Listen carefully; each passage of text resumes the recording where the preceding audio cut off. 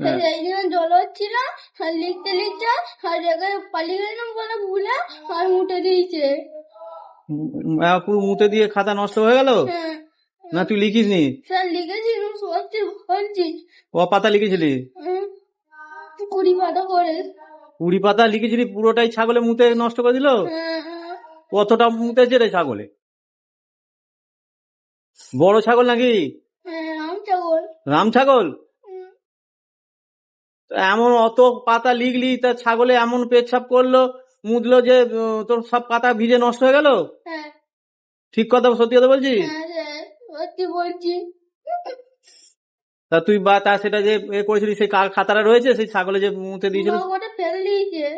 মা ফেলে দিয়েছে? হ্যাঁ কেন?